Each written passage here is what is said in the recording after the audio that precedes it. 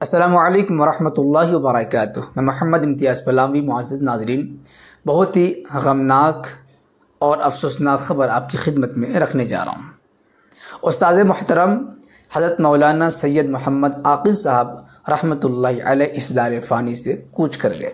جی ہاں، استاذ محترم حضرت مولانا سید محمد عاقل صاحب رحمۃ اللہ علیہ جامعہ مظاہر العلوم دار جدید کے ناظم اعلیٰ اور شیخ الحدیث تھے۔ تقریباً 80 سال کی عمر بلکہ اس سے زائد ہو چکی تھی۔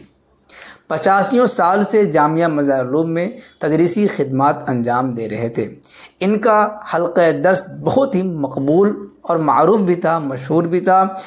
جن جن طلباء نے حضرت والا کے درس کو سنا ہے، پڑھا ہے، وہ طلباء اس بات کے گواہ ہیں۔ حضرت والا کا تعارف بعد میں انشاءاللہ کبھی کیا جائے گا۔ آج اتنا یہ مختصر طور پر کہ فضائل اعمال نامی جو کتاب پوری دنیا میں چل رہی ہے، قرآن کریم کے بعد سب سے زیادہ مسلمانوں میں پڑھی جانے والی کتاب ہے فضائل اعمال۔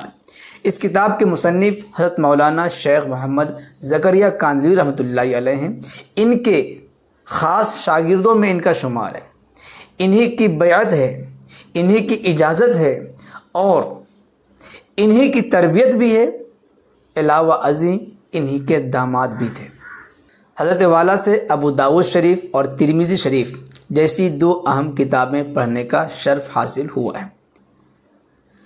جب ہماری فراغت بھی جامعہ مظاہر العلوم سہارنپور سے، تو اس کے 2 سال کے بعد شیخ الحدیث حضرت مولانا شیخ محمد یونس صاحب جونپوری رحمۃ اللہ علیہ کا وصال ہوتا ہے، جو وہاں کے شیخ الحدیث تھے۔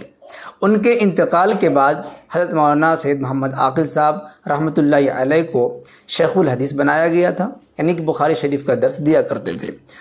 حضرت مولانا سید محمد عاقل صاحب رحمۃ اللہ علیہ کی نماز جنازہ جیسا کہ خبر گردش میں ہے، آج یعنی کہ 28 اپریل 2025 بروز سوموار بعد نماز مغرب ادا کی جائے گی جامعہ مظاہر العلوم سہارنپور دار جدید کے احاطے میں، اور انشاءاللہ تدفین ہوگی وہاں کا جو مشہور قبرستان ہے شاہ کمال، اس قبرستان میں انشاءاللہ تدفین عمل میں آئے گی۔